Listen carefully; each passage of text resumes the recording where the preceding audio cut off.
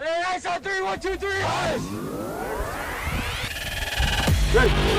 Okay. Energy on 3, 1, 2, 3.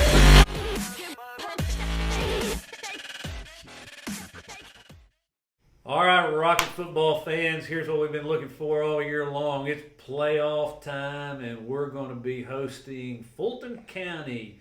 Coach Courtney, Fulton County comes in here at 1-9. We're 4-6. This is a team we played a couple of weeks ago down there during the bright, sunny daylight. Everything got thrown out of whack because of bad forecast on Friday night. Went down Saturday, and we were ahead at halftime by 8 points. Yeah, we were. It was a crazy game.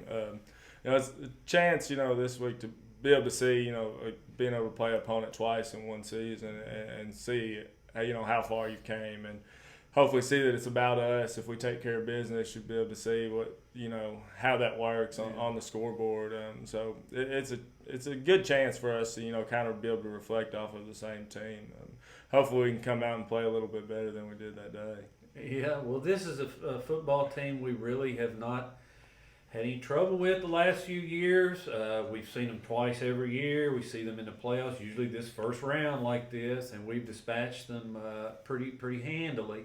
But a lot of people are talking about that game a couple of weeks ago, and we fumbled into the end zone twice. We kind of ran out of gas on some fourth downs down there. Fulton County's a tough place to play, though. It's a long trip. Yep. And again, we talked about that team back in, I believe it was '88, that was ranked, top 3 or 4 in the state. Went down there and lost to a team that was very much unranked as well. So, what do you do to guard against that? I mean, it's playoffs. Surely we're up. Yeah, that's my thought. I don't know. We spent time and conversation, talking about that then, and hopefully it was a learning experience that no matter what, no matter when, we got to be ready to play, and we just weren't that day. But yeah, like you said, I mean, this could possibly be the last game at Rocket Stadium. It's the playoffs. I've been telling them all week, it's do or die for you guys. Some of these seniors could be the last time you ever put on a uniform. But if that doesn't get them going, there's nothing else I can say. Everything's on the line now. Everything we've worked for, it comes to this point. It's playoff time. It's a new season. It's the season that matters. Well, yeah, it's certainly an opportunity for everyone who wants to come out and obviously watch this football team play in the playoffs, but also this may be it at Rocket Stadium. It's been around for 61 years. A lot of memories out there. A lot of you guys that played football here in the past. I know Coach Courtney's got a lot of memories he left out on that field, and it's going to be a bittersweet, I think, time for everyone. But don't miss this last opportunity to come out and watch a football game here. And it may not be. We may play there next year. Yeah, it just kind of depends on the schedule, this new construction with the high school, because the new school is going to go right where the football stadium is at. And it's going to have to go before that begins. And, it feels like a friend who's going away forever. And, you want to be there to wish him well. So come out. Ticket Leap is where you get your tickets for this game. They're $7 a piece. That's for students and adults and everybody. No coaches' passes are being observed or taken at the gate. So come early, come tailgate, and have a lot of fun with this football game. Coach Courtney, when we played them down there, again, our offense kind of sputtered. We tried some different stuff in that game. We went to that heavy package, went to a power backfield, 3-man full house backfield. We don't do that very often. No. Is that something we're going to see again with them? Did you see anything that might work against them? That game, we're still trying to find our identity. I do feel like that we have it now. Not necessarily that we've shown it all completely, but I think we have a good idea of what people can do and the places they need to go, and just offense has just been trying to figure it out all year on what we need to be and where we need to be. And that was one of those games where we tried something that was visibly a lot different as far as going the heavy stuff and just see if we could run it right at you with some bigger guys. So it's a possibility we still have that stuff, but I don't know if I don't want to not give Fulton County credit too. They came out and played well and made some stops and did some things defensively. They put a lot of pressure on us and gave us 7-man boxes and see if we could throw the ball around, and we couldn't. I don't know what we threw for statistically right now this second, but I know it was a very low number. We could not throw the ball that day, and they forced us to run it and had more guys in there, than we could block. So I'm going to give them some credit too. But more than anything, we just focus is coming out and executing on what we do and our base stuff. Well, defensively, we played very well. I mean, we went down there and shut them out. But we've come to expect our defense to play well. Yeah. Well, yeah, we did play well, and we've been on a roll, I felt like, really. Even with the Russellville game, I've been very happy with the defense until last week. The dressing game was a little dip, wasn't it? Yeah. The energy, just everything. It just didn't look like the same defense that had been out there for whatever reason. So we got to get back on track this week. Watching the films with them, Murray and Lake County, they moved the ball on both those teams. Murray team that had just beat Mayfield, I believe, the week before or maybe 2 weeks, but either way, very good teams. And they're able to move the ball. They're young, and they got a lot of big guys, a lot of size, and they got several athletes out there. They can hurt you. They got enough guys out there that can really hurt you. They really do, and they're a young team that could be a problem in the future for sure. But like I said, I remember last time talking about, you're a young team, you just never know what you're going to get into. They can figure it out. All of them grow up quickly, and they have a lot of ability out there. So it's not a team, obviously, if last game didn't show us, that we can take lightly whatsoever. Talking to some of the kids this week, feel like they're going to maybe try to get some more screens and things like that against us this time. Feel like maybe they get one-on-one, maybe where their advantage might be. Yeah, I feel like probably their best athletes are out wide with number 1 and 11, and being able, if you don't feel like you can win with all 11, try to make it one-on-one as much as you can with your best players. And yeah, I could definitely see them trying to do that, and they have tried to do that in the past. So we got to make sure that we win our one-on-one battles versus their best players. Well, I want you to talk about some of these guys that we have with us tonight. The last few weeks, we've been bringing in the seniors, and just having an opportunity to visit with them, learn what they're about. It's been a fun time. It gives them some opportunity in front of the camera, and some of them really take to it, and some of them, they look a little shell shocked. Yeah. But it's great, and it's a great opportunity for them. We love to hear from them. We know you do too. So let's start with John Sigler. He's kind of a special teams guy. He's been around the football program for a long time. Talk about John, his play. Yeah, I remember from the time I came over here just as assistant linebacker coach my first year here, I came in the offseason there in the weight room, and John was in there working right then. And being consistent, a hard worker in the offseason, never late for practice, never not there. Always a guy that's working hard and doing what he's supposed to do. Maybe doesn't play as much as he'd probably like, but for what it says about a kid that'll stick with it, that maybe is not getting as much time as others, I think the world of John because of that. He doesn't get the glory and all that, but he's out there today running scout team running back and making us look bad out there. It says a lot, a senior willing to do that. He gets it. He cares more about a team than he does himself, and it shows. And to be able to be around people like that in general that care about other people and then just get the big picture of things, is a blessing. So being around John and people like that just continue to work maybe when they're not getting the results that they necessarily want, but just continue to go after it every day and keep working hard and never have a bad attitude. That inspires me. I don't know that I could do that. I really don't. So it's inspiring to be around John, and he's played well. He's played well on kickoff for us and other special teams all year. So it's definitely good to see him have that success out there. But I think the world of John, he's one that I'll never forget for sure. Yeah. Big group of seniors this year. I know you're going to miss these guys, and a guy that's he kind of came out of nowhere literally is Zach McGahan. I mean, he moved in here when he was a freshman and kind of bided his time behind these linebackers, and now he's got making some noise this year. Yeah, he's a great kid to coach, extremely smart, extremely coachable, everything you want in a coach, technician. Knew earlier, even behind those guys, he was a defensive line. He's not necessarily the fastest guy on foot, all that, but I knew he was a technician. I could see it on the offensive line, and that's what it takes to play linebacker too. So we moved him there early. He's undersized lineman, so I thought it'd be a good fit for him to become the linebacker. He's did great ever since then. I knew when his time would come that he'd be one that would because he gets it. He gets it from a physicality standpoint. He's always working hard. He understands what offense are doing. And if you're doing those things, you can play linebacker. And he's had a heck of a year. He's been, against Russellville especially, stands out to me. I mean, 18 tackles. I never had 18 tackles in a game. Great game, and it's been solid for us all year. One of our leaders definitely, playing middle linebacker, the quarterback of the defense, you have to be. And he stepped up in that role behind Tyler Boone, that's been feeling it for a long time. And I'm not saying that we haven't missed a beat. I'm not saying that we're as good, but, man, our defense has been pretty solid with him leading us. Well, I know coming into the season, everybody's question mark was circled on top of the linebackers. Right, yeah. Just didn't know what we were going to get out of those guys who hadn't been on the field much. Yeah. And they've really stepped up and played well. We took a lot of pride in that in the offseason. We're working from whenever we were starting to lift weights, maybe in March, we had linebacker work every day of weights too. We're getting those guys ready. So they really put in the work to be able to show. They knew that too. They knew they were the question mark. And I told them every day, you're the question mark. You're the question mark. If you can get it done, D-line's been playing good. Secondary's been playing good. They're still here for the most part. It's all about you guys. Can you guys do it? And they really answered that call, so I'm proud of them. Well, the other guy we have with us tonight is he's worn several different stripes this year. He started out as a defensive guy. He's still a special teams guy, but you found out last week, doggone it, he can catch a pass.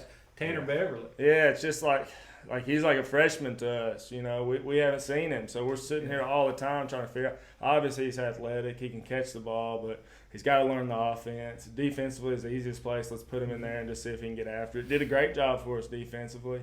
Just had some other guys that know things a little bit better, and it's just tough to get in the mix as a senior. But he's been in there, and when he's been in there, he's done well. But then he doesn't play great and kind of gets out of the defense and goes to special teams and starts just destroying people. I mean, just running down the field, making play after play on kickoff. I don't remember how many he had against Hancock County. That's when it stood out to me that he had something to prove. That game, yeah, but he's just somebody we've not been able to keep off the field. Like every time it's like, Tanner needs to be out there. We got to find a way to get Tanner out there in everything we're doing. And we've kind of had a little slip at that one receiver spot, we feel like. Just, I don't know, just consistent route running and catching the ball, just not been there in that one spot. And we're like, Tanner, man, we've been saying we need to get him out there. Let's see what he can do. We gave everyone else a shot there, and he came in and did a great job. I would not expect for anyone else to be there. I think that's probably his spot moving forward. And he's a guy that can really do anything. You can tell football's in his blood. Yeah.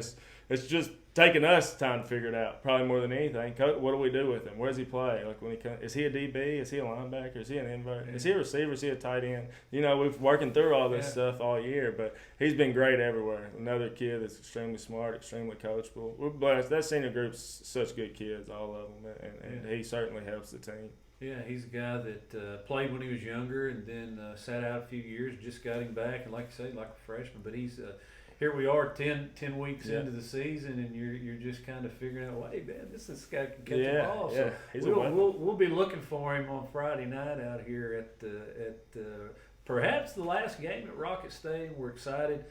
Coach Courtney, about the so-called second season. This is one that counts. This is it. Yep. Y'all come out there and support us. It should be a big night. I want to make it one to remember, regardless, even if it's the last one or not, which I think we should think it is, because if that's even a possibility, we don't want to look back and not think that. But for these senior guys, it's probably 99.9% chance the last time they're going to get out of here. So they've been really good to us, gave us some really good memories and some really good teams and wins, and I just want the whole town to come out and support them, because this will be their last one, I'm sure. I think Derek Myers even has a big show planned for a little fireworks display. Maybe I can't wait. He's good. Game. So we appreciate everybody that does all that they do for Rocket football. Just what an incredible program, Coach Courtney. It really is. I was overwhelmed when I took over with all this stuff. But there's so many people that help.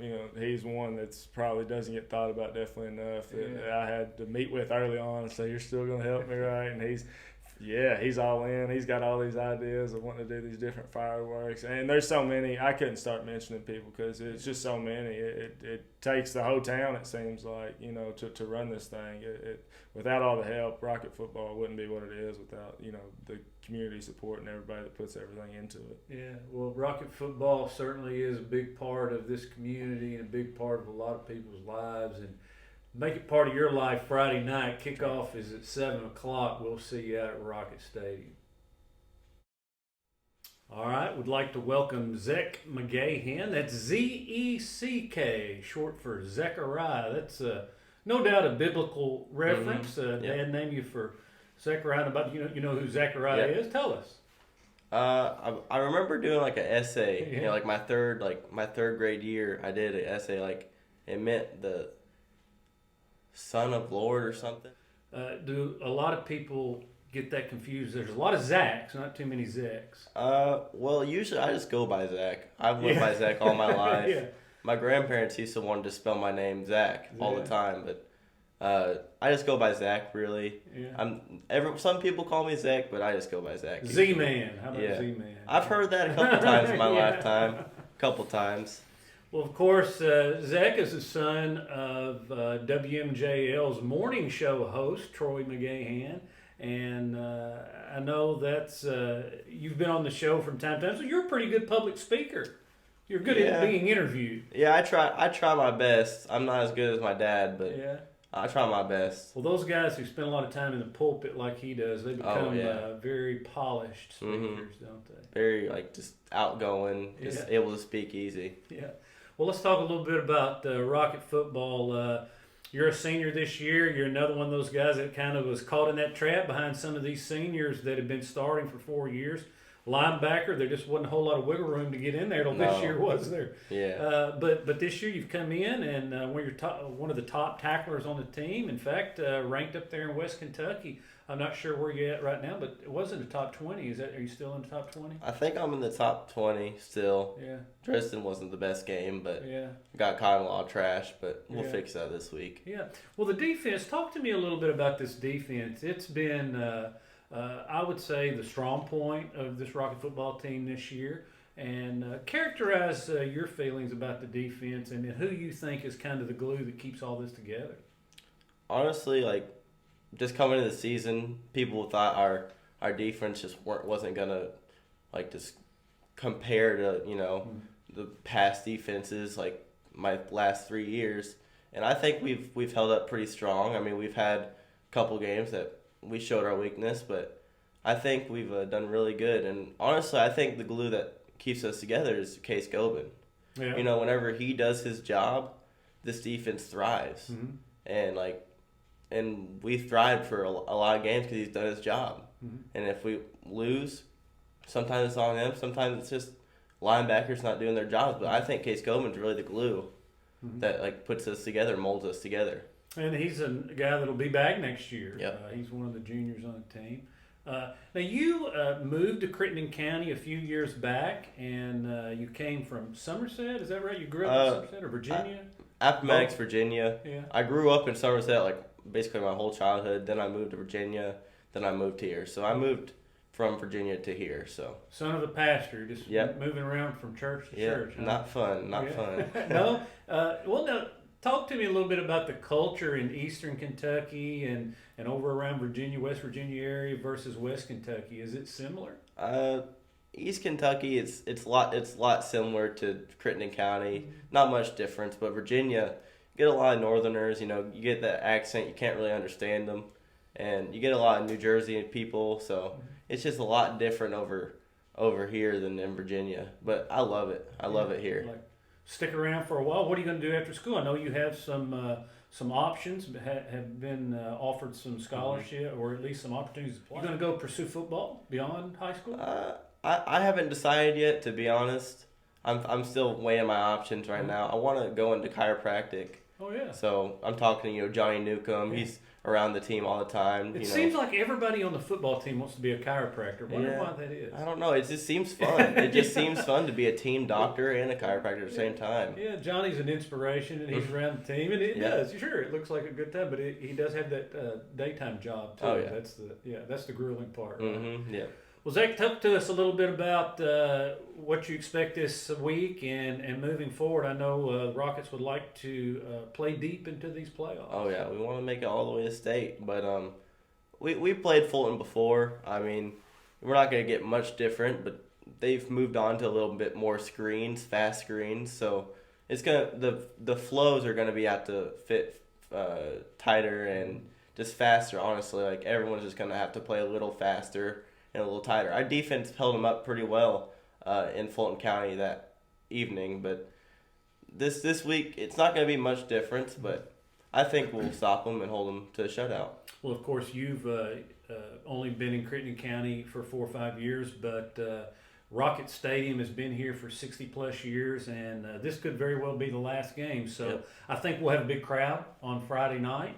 Look forward to seeing everyone out for the first round of the Class A playoffs. Good luck out there Friday night, Zach. Thank you. All right, I'd like to welcome John Sigler to the set here. John is a 4-year senior for the Rockets. He started playing football, sixth grade, John? Sixth grade. Yeah, and played all through middle school, and he's a special team specialist. He loves the kickoff coverage team, and we're going to talk just a little bit about what makes that kickoff coverage team so important for you, and what makes you have such pride in what happens on special teams? It just all evolves around us. Like if we mess up, then the defense will have to step up and make plays. Yeah. So what on Friday nights? We play on the road half the time. We're at Rocket Stadium half the time, and is it more difficult for you to get pumped up for a game on the road or than it is at home? Because at home's pretty easy, isn't it? Oh yeah, I just gotta find the groove, Yeah. and once I find the groove, then I'm on. What's your favorite part of the game as far as getting pumped? Is it when you run out there and the cheerleaders have their little tunnel and you run through that, or is it in the locker room as you're preparing, getting ready, or is it the fourth quarter and everybody's got their 4 fingers up? Hopefully we're winning in all those. It's probably the locker room. Locker room plays a big part in hopping us up and getting us ready to play. Yeah. What is your locker room routine? Do you listen to music? Yeah, I usually sit in my locker and listen to music. Yeah. What's on your playlist? A lot of Polo G, Lil Baby. So rap type music. Yeah. Yeah. Who's got the best playlist? I asked this question to some other guys. Probably Preston Morganson. Yeah, I think that's what they said too. He's always got good songs. Good songs in what way? They just Everybody knows them, so everybody can. sing along or Yeah. dance along? The dances get us. Yeah. So, of course, you've been playing Rocket football now your whole high school career. Is there any memory that really sticks out for you? Probably freshman year, going against Ian Ellington every day. Oh, yeah. You're running scout team against Ian? He killed me Yeah. every time. Yeah. Well, you're one of those guys that paid your dues on that side of the ball, and then now it's your senior year and one of a big group of seniors. Tell me, John, what do you do? What's your pregame routine? What will you do before the playoff game on Friday night? What do you do? I'll probably go to McDonald's, get me a medium fry and a large sweet tea. Sweet tea. That's kind of the drink of choice nowadays, isn't it? Oh yeah. Yeah. So what's got to happen against Fulton County for us to win this football game and advance to the second round of playoffs? Get our heads right. Get in the groove and win. Yeah. Is there any particular unit or player you think really needs to perform well for us to win this football game? Luke, yeah. Luke had a pretty good game last week, didn't he? Of course, quarterback's a leader on the team. Of course, and Dylan's the one everybody looks to. And Big playmaker. Yeah. All right. Well, John Sigler, we appreciate you being on the show. It's great to visit with all these seniors. Thanks for having me. All right. Now we have one of my favorites, Tanner Beverly. Tanner, we go way back with baseball and Little League football, and been around you and your family for many years, and really have enjoyed watching you get back into football this year. And I know your dad's proud of you. And your dad, Donnie Beverly, was a great player at Crittenden County, and David Beverly, your uncle, one of the all-time greatest, member of the Hall of Fame, and just one of the top, I'd say, 4 or 5 football players ever to come through Crittenden County. you ever get a lot of advice? I know your dad gives you a lot of advice. Did David ever get on the phone, call you up, or text you anything? He'll always tell me after a game down near Madisonville or something like that. He'll give me some advice. Like Hopkinsville, I talked to him after that game. And then the one that really gives me a lot of advice is Zach. Like the Union game, he gave me a lot of advice. Of course, your other brother, Zach, he was defensive end, one of the top sackers in the history of Crittenden County football. So, yeah, just a football family. And he's a coach over at Union County now. What did he say to you after that game? He's telling me about how I need to get off the line better on defense back when I was starting out there, trying to really explode off the line. He gave me some tips. Yeah. Well, you started off this season as an invert, as a defensive back, linebacker type hybrid, and then now you've kind of evolved. Well, then you went through this process of being just a headhunter on the special teams, and that's where you kind of started making your mark again, I think, and really made some big hits and popping people on kickoff, and then now this past week you go in and you catch 3 balls and some key plays. So now you're a receiver. So talk about the evolution of Tanner Beverly this year. Well, starting out, I was really focused on defense. Really that was my main focus. And then right around probably our second game, I started working more towards kickoff. Started hustling down the field more, taking more pride in it. Started focusing on that. And then our last game, started getting a chance on offense and started really taking pride in that. So now that's my main focus. So you've kind of been the Swiss Army knife guy of this team. Of course, you're a guy who played football when you were younger and then laid out the last few years and come back. And I guess maybe that plays a part of it. Nobody really knows. Still, here we are 10 games into the season, figuring out where Tanner Beverly fits. But I know Luke Crowder's going to be looking for you now. Pretty good hands out there. The coaches have been telling me the last couple of weeks about how you a guy they got to get the ball to. Tell me about which should you prefer to play? You like defense or you like to catch the ball? It's hard. I'd say I like offense more just because of the last game. Yeah. Had a lot of fun playing it. Just kind of on a roll right there. What do you feel like is your greatest attribute as a football player? Physically, mentally, what I'd say it's probably mentally, just staying focused, knowing my routes, stuff like that. Mm-hmm. Being in the right place at the right time is pretty important for a receiver, isn't it? Yes, sir. Yeah. All right, Tanner. Talk to me a little bit about this game this week and what this means to you. This could be the last time we play at Rocket Stadium. And I know you got a lot of memories there growing up playing in the youth leagues and all the way back to flag football on that field. And your dad played there. I mean, you weren't around then watching that, but you know about it. And you did see your Uncle Zach play. So talk about what Rocket Stadium means to you. Well, I mean, I've seen highlights of my dad play. He's made me watch him a couple of times. He's made you watch him? Is that what you did? And growing up there, obviously, we want to leave it on a good note with a win. Go out with the fire show, Yeah. Really just want to leave it on a good note. Yeah. So there is a chance that we will be playing on this field again next year. How do you feel about that? Do you think this new modern facility is going to be well received, or you think people just love old Rocket Stadium? I'm not sure, but I think our fans will just love seeing us play. They seem to come out every night and put on a show, cheering every single night. So Tanner, what's your plans after high school? I plan on going to Murray State and getting a bachelor in psychology. Going to how are you going to put that to use? Hopefully, going into like being a psychiatrist or something like sports psychology or something like that. I might get into that. You're kind of a sports-minded guy. You've kind of grown up in it for sure, had you? All right, Tanner Beverly, keep playing well. We're excited to see what you're going to do on offense this week. we have a special treat this week. We're going to read you all Rocket Football sponsors.